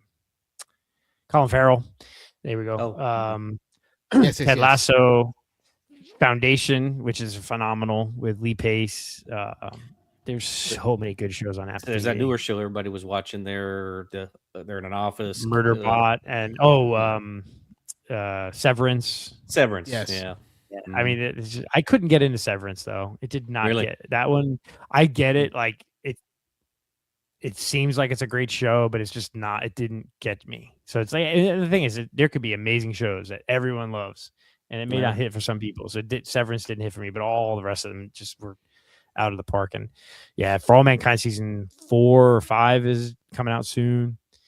Okay. Once Ted Lasso season 4 comes out, then I'll be buying it again because it's so good. So many good shows on Apple TV. I'll get it sometime when I got a month to just sit and binge a whole bunch of stuff. I'll have to get a month subscription and watch a bunch of stuff. Yeah, Pasco and Tehran. That's a good one too. I think that one is an import. Like it was a show that they did it's a Middle Eastern show that they brought over here, and it's really good if I'm remembering it correctly. It follows like a group of like special operators, but from a different country. So it's kind of cool. That's a good one. Yeah, Apple TV's really. I think it's a little pricier. It's a little bit. Apple TV really does have just like best. Like they don't really have bad shows. Like all of them are just good. They just don't have a lot of it. So once you binge it all, you're waiting around for the next thing. So they do a full drop. They don't do the weekly thing. Maybe they do the that comes out weekly. Yeah, yeah. I think they do the weekly thing. Speaking of noir, what are your thoughts about Nick Cage noir? Y'all see that? Cool. Yeah. Nick Cage is going to be in Spider-Verse. Spider Noir. Yeah. Oh, I haven't seen that. No. It's an Amazon limited series. It's like 6-7 episode show of because it's based on the Into Spider-Verse, right? Where it's a Spider-Man noir with Nick Cage. Now they're releasing simultaneously 2 versions of this show. Rob, you can watch it in full color, or you can watch it in black and white noir. Black and white. Probably watch it in black and white noir to start. Interesting. Huh? It's Nick Cage, bro. I'm down. Yeah, I'm down for some Nick Cage. He's either really good or really bad, so we'll see how it goes. but when he's really bad, it's still really good. It's still really good because it's so bad. Yeah, yeah, maybe. I picked up the thing I grabbed off the table here, so I'm going to geek out about something different here. But I'm a space geek. Carlos has been kind of getting on that more recently. But the Artemis rocket, unfortunately, is going back into the hangar, or went back in the hangar. They were looking at a March 6th launch. Which I was really looking forward to. I was going to try to drive over for it, but they found a hydrogen leak in one of the lines, and so they had to take it back. And so we'll see. Now they're saying it's probably going to be at least another month or 2 before they can get it back out. So Artemis, for those who don't know, is the first one we're going to have that's going to go back out to the moon. It's not going to land on the moon. It's going to go out and swing around the moon and come back, but it's going to be there's going to be 4 astronauts on board. So it's they're going to show that again that we can send them out there, get them back, and then after that, the next Artemis rocket that's going to launch is going to actually land on the moon. So that's be when we return to the moon.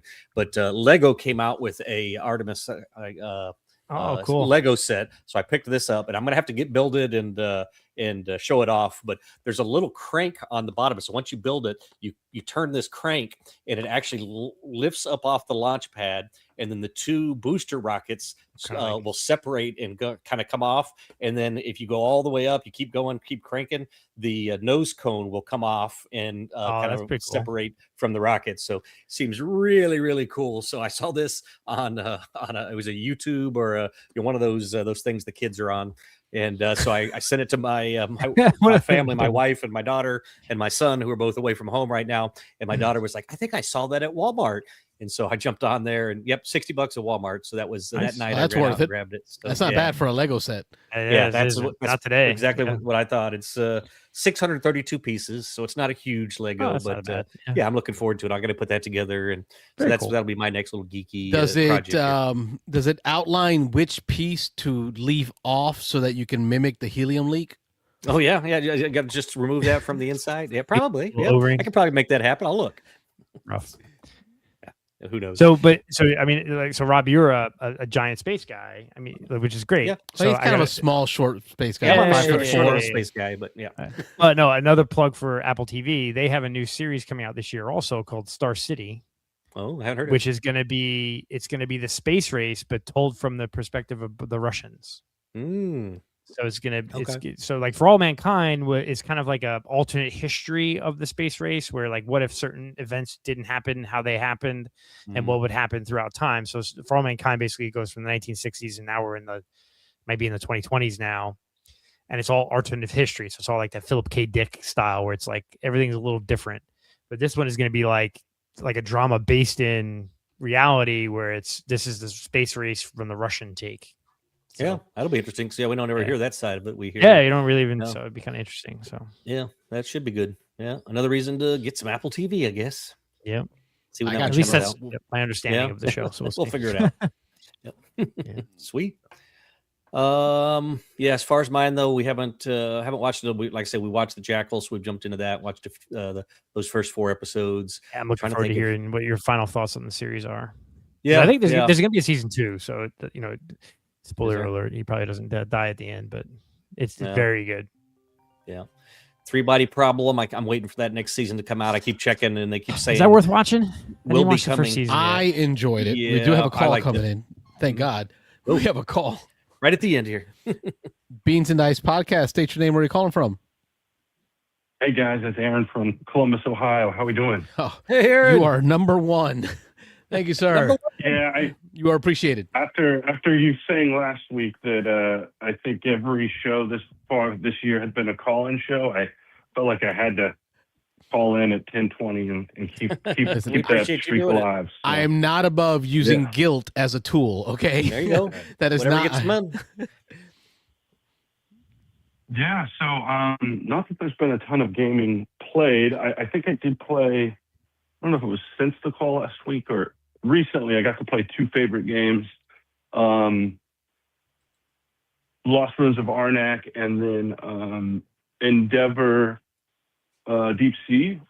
Okay. I had a game night with a couple of the closer game groups, so I'm waiting on Endeavor Deep Sea. I kind of pre-ordered it with some other games, so I will add that to my collection soon. But got to bust out Lost Ruins of Arnak, the big box, and show a couple people that game that hadn't played it, and it had been a while since I played it myself. And yeah, I remembered. I mean, I don't know if it was a new game or just at 4 players. It potentially sticks around a little longer than I think I'd wanted to, but man, the game itself is just so good. So I was really glad to get that to the table again. But those are the only real big game plays as of recently. You said the big box. Is that the newest one with all the new maps and everything on it? Have you tried any of that yet, or? No, I haven't tried any of the new map. I haven't even. I mean, I bought the what was that? The second or third expansion that had kind of that 1 to 2 player campaign in it. I haven't touched any of that yet. Missing Expedition. All this stuff. Yeah, all I've done is either played base game or played the game with some of those kind of the I guess special power starting factions or starting boards. Yep. The asynchronous powers that they came with. So that's all I've touched of the game so far. So there's so much more to still explore, and I don't know, maybe I would try that campaign solo. I'm not sure that's something I'd do or not. But I enjoyed my 2 plays of it, but I found the setup was fairly tedious.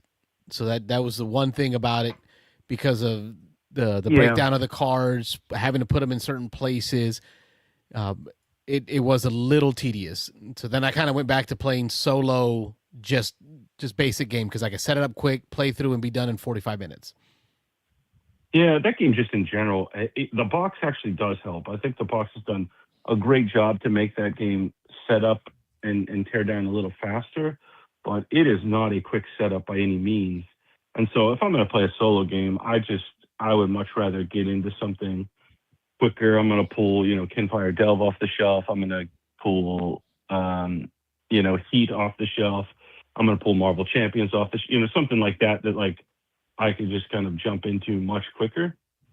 But I think it is a rare case where the big box truly does, that they designed it in a way that I think does streamline setup and tear down a little bit. That game is still just such a beast to lay out all the tiles and get all the cards in order, and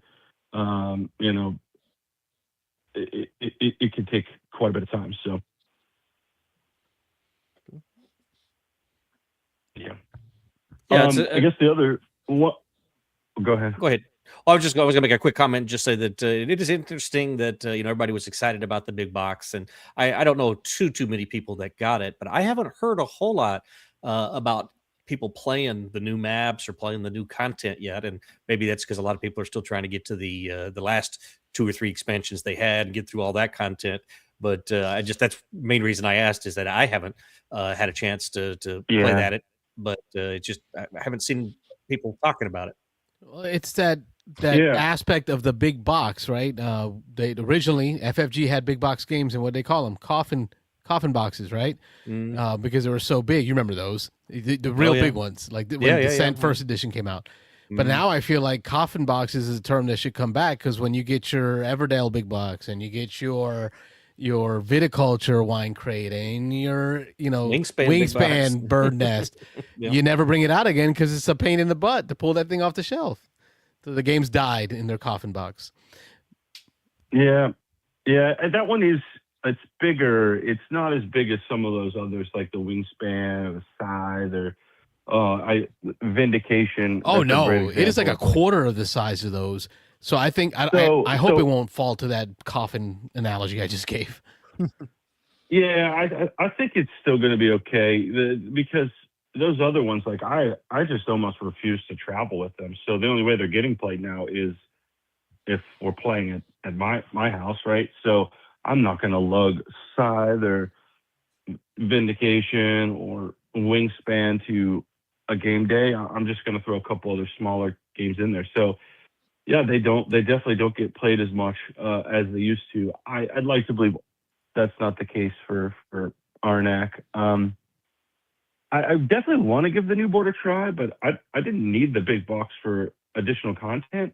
Anytime I would open that game up before, it was just cards and tokens and bags, and looks like Carlos put it away. Well, yeah, I mean, it was separated, but man, it's just like, and they didn't even have the other campaign expansion in that box, so it felt weird that stuff left separately. But anytime I pulled it open, I'd be like, oh my gosh, where do you even start to try and find what you're looking for? So the extra board and some stuff that they included in with the big box was great, but it wasn't the real priority for. I didn't think I necessarily needed more content for the game, so I do plan to get it to the table again. And I actually it was kind of maybe the big update I thought I would talk about for calling in. I may take it with me. In the last few weeks, I solidified plans. I had a good friend in the gaming group who's going to Geekway to the West, and he's got a small group of friends that they had already kind of made plans. They had an Airbnb, and I was kind of looking at something to do and looked at the price of it's only like $75 for like the full day ticket or the full con ticket, and I was like, man, this feels more up my speed now. I used to want to do like the Origins or the Gen Con where I go see everything, but I'm pretty established in what I like and what's coming out, and I'd love a con that's much more, let's just get a bunch of games played. And so to get to do that with at least one person I know really well seemed like a great opportunity. So that might be one I travel with and take down there, and maybe we get a game of that played with the new board. So, but yeah, really excited to give that con a go. I don't know if any of you have been to Geekway to the West before and have any insight, but only heard good things about a lot of positive. Yeah. It's also the only con that I think Jamie Stegmeyer goes to. Yeah, he'll go to Geekway or regularly. It's like a Geekway design gig, because it's all right there in St. Louis where he lives, right? Yeah. Right. Because I know he's not a fan of going to cons. He's kind of he's a bit of a germaphobe. I think he shared that personally. This last year, yeah, he's gotten out. He went to Gen Con. He was promoting some stuff, so I heard he popped up a few new cons this year. But way to go. Yeah, he's growing. But it speaks a lot if that's the one con he does go to. I know it's near his home too, but yeah, that helps. It's good. Very cool. Yeah, you have to report back if you go. Absolutely, I definitely will we'll call back and kind of give a review of that con experience, but also provide some updates on new games played. So, okay, sure. well, I just wanted to call in real quick, and maybe there's still 30 minutes left, so someone else can call in. You broke the seal, brother. You broke the seal. Start the flood. Yeah, I appreciate you guys. Thank you. Thanks, Aaron. Have a good night, guys. Bye. You too. Dude, he said 2 great games for that game day. Think about game day. You get to play some Lost Ruins of Arnak and some Expedition. Well, no, I'm sorry, Endeavor. Deep Sea. Yeah. I was going to ask him. I forgot if that was his first play of Endeavor, because he said he bought it now, but it sounded like maybe he had played it before, but now that put him over the edge to pick it up. So I'm going to see what his thoughts are on the solo play, because I played it solo multiple times. We got a call coming in. Beansanddice podcast. State your name. Where are you calling from?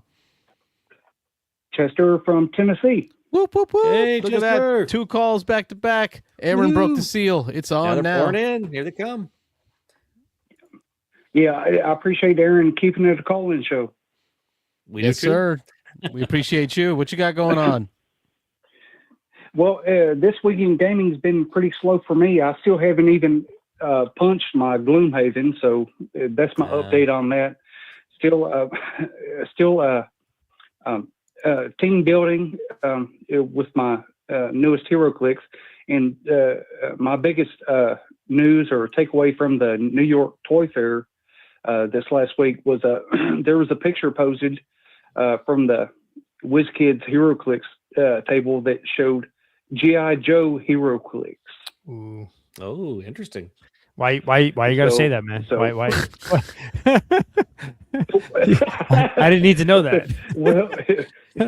Well, I had to say it because as a older millennial, that kind of hits hard for people my age, because I grew up in the heyday of G.I. Joe, and I want a Bazooka Hero Clicks figure, man. I mean, Yep. come on. There you go. Yeah. But I do have a quick quiz for you guys tonight, Whoop, if whoop. you're interested. Bring it. We got nothing but time and opportunity. Okay, it's a board game ranking, higher or lower. By rank, I mean their rank from 1 to 10. So I'll give you a game, and I'll tell you the ranking of the first game, but then after that, I'm gonna not give you the rankings to keep you guys from gaming the game, so to speak. Okay.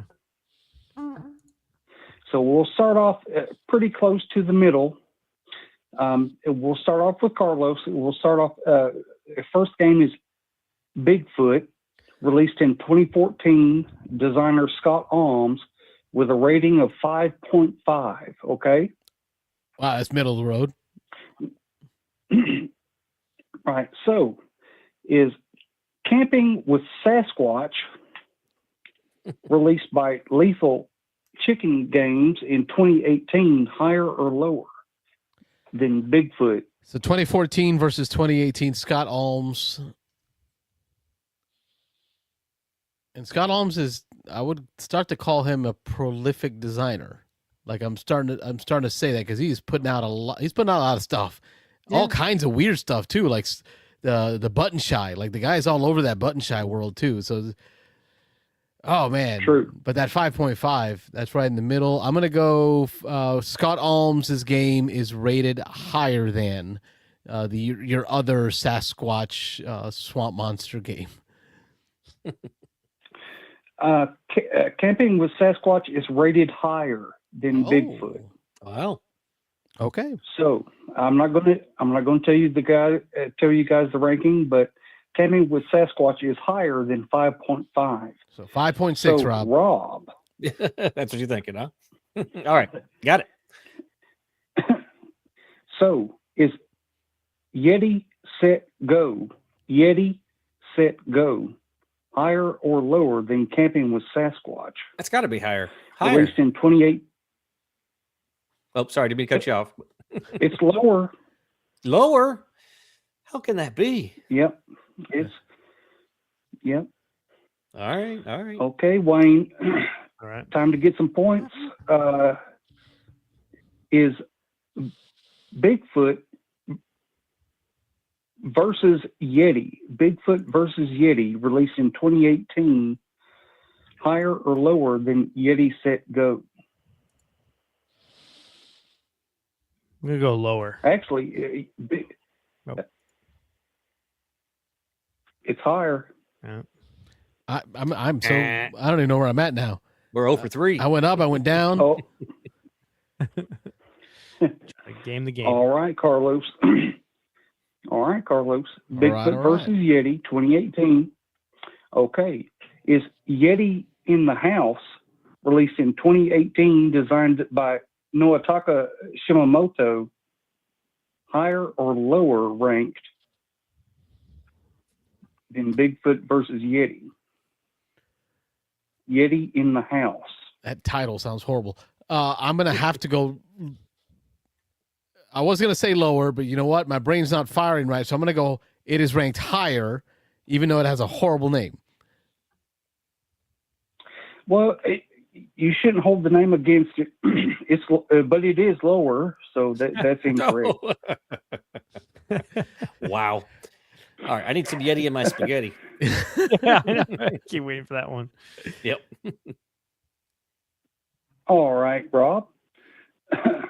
So, tell me, is Yeti in my spaghetti higher or lower than Yeti in the House? That one's higher. That's Yeti for sure. You're saying Yeti in my spaghetti, released in 2015 by Play Monster, is higher rated than Yeti in the House, released in 2018, published by Eden. You are correct. That's incorrect. No. How can that? This is I call it a sham. This is incorrect. 0 for 5. Yeah. Okay, Wayne. All right. All right, Wayne. So, Yeti in my spaghetti, 2015,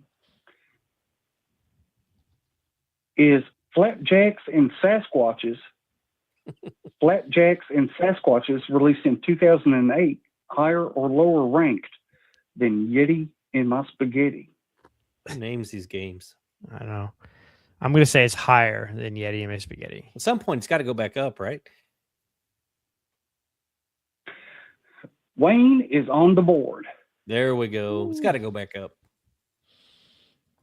Okay, guys, let's do one more round here. One more round, Carlos. yep. Flapjacks and Sasquatches, 2008, is, let's see, The Hunt for Bigfoot, released in 2025 by Flaming Arrow Games.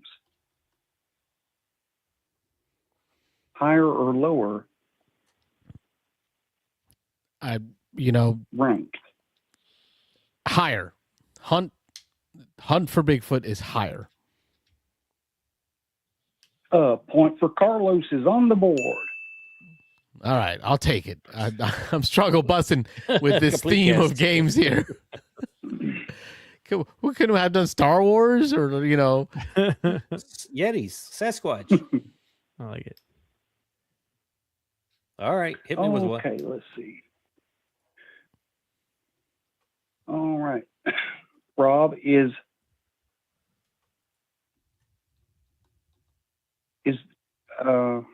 Bigfoot Bigfoot the Giant Snow Monster, released in 1977, published by Milton Bradley, higher or lower than The Hunt for Bigfoot, released in 2025?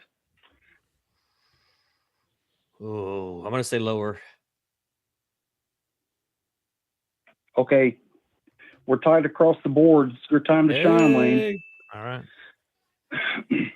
Okay, so your seed game is Bigfoot, the Giant Snow Monster.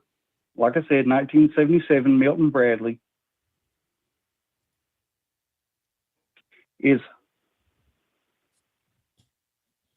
Chupacabra Survive the Night, released in 2012 by Steve Jackson Games. I own Is that that game. higher or lower rated? Ooh. Oh no, that's cheated. Asterisk. He owns this one. That don't count. Um,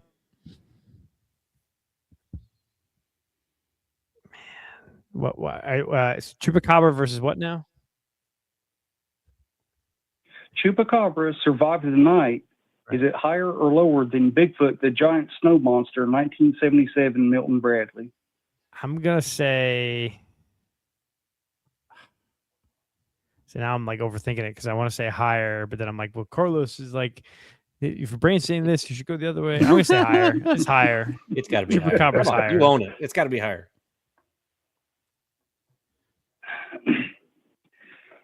It's 0.1 lower. Oh. Man, Wow. Chupacabra is in the same game group as the Zombie Dice and Martian Dice. Oh, okay. Mm. Same little tin where you roll the dice and you're scoring stuff. Mm-hmm. Mm-hmm. Okay. Are we gonna call it a 3-way tie, or we got a tiebreaker here? Well, I've got more questions, or I can go to a tiebreaker. It's you guys' choice. Yeah, sure. How about Dealer's this? choice. You give us a game, and the three of us have to come up with the ranking, and whoever's closest to the ranking wins. Okay, let's go with. Okay, let's go with the Bigfoot game, released in 1987, designer uncredited, released by Waddingtons. 1987, designer Bigfoot uncredited. game. All right, I'll throw mine out there. I'm cool with that. I'm going to say 6.1. You guys got to come up with something. Okay. It's not a closest without going over. Let's just see who can get closest. I'm gonna go with a 5.0. Right. 5.0. 5.0 for Wayne, 6.1 for Rob.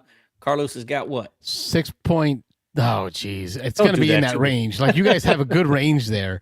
Go right in the middle of us. 5.3. 5.3. Oh, he's cutting Wayne a little close. Yeah. Oh. All right. Close with the 5.3. Well, this week's winner is Wayne because the rating is 4.8. Oh, there we Wayne go. took it. All right. Way to go, Wayne. I don't believe I'd like to thank the Academy for the Yeah. Calm down. Only heard of one of those games. Calm down. It's true. I haven't heard one of those games. Yeah. That's funny.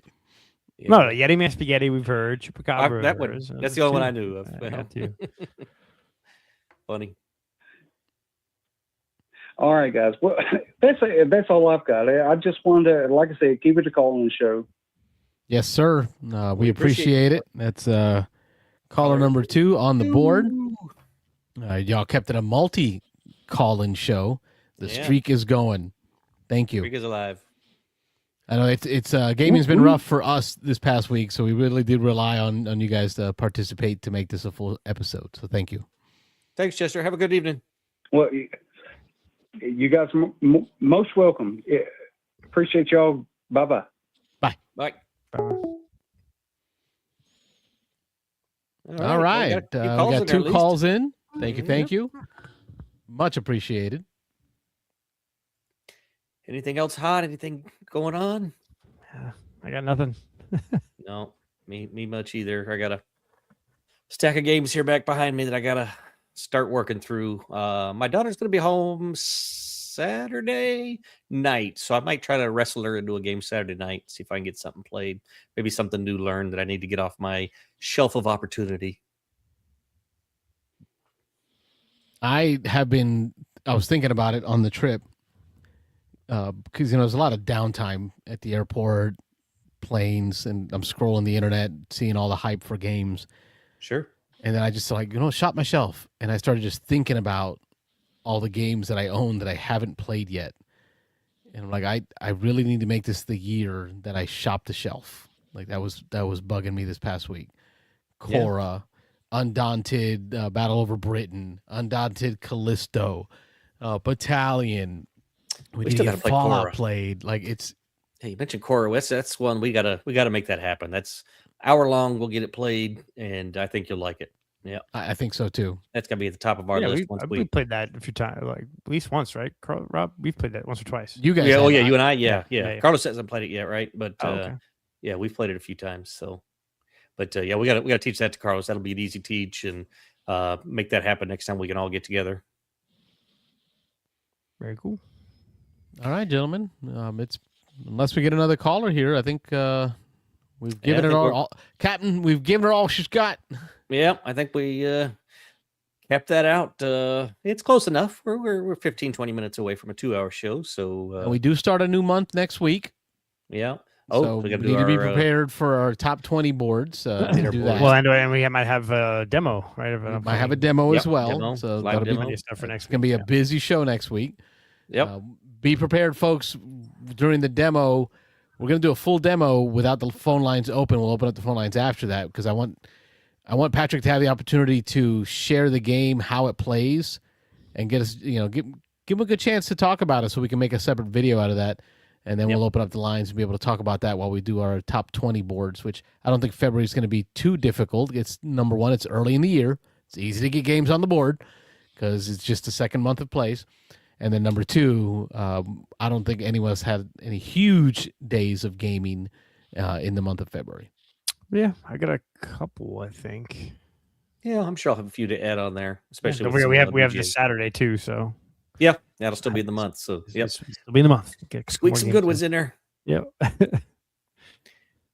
All right. Aaron says he's got to do better updating his top 20 throughout the year. None of the mini board though. No, he doesn't do the mini board. Sideboard, the little games. Seems a little very purposeful in that comment there, exclamation point. Yeah. No mini board. Don't forget the channel on the Discord for your top 20 boards where you folks can plug in your top 20 games as you play them and enjoy them. That's one way for me to stay in, kind of like live vicariously through y'all as y'all play games. For sure. For all of us for a little bit. Yep. All right, gentlemen, any last thoughts for the folks at home as we wind this thing down? Huh? I'm good. No, I'm good. Keep gaming. Thank you, everyone, for watching. Don't forget, Discord, it's in the link. You can email us at beansanddice@gmail.com for any comments, questions, prayer requests. I'm continuing to follow up on those. Keep you guys in my hearts. And check us out on whatever podcast system you enjoy. I'm getting back to updating the audio versions in there. So it's caught up through last week now. You should be able to listen to the audio versions of there. So if you can't watch us live and you want to listen to us on the road, just make sure you put a rating in whatever system that is so other people can hear about us. That's the best way to share what we do. If you really appreciate it, share it with your friends.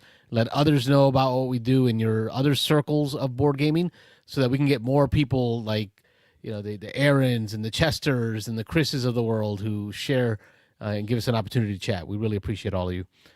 I've been Carlos. I'm Rob. And I'm Wayne. Thanks for watching the Beans and Dice podcast. Don't forget to like and subscribe. Hi, everybody. I'm Ron Burgundy. You stay classy, San Diego. That's good.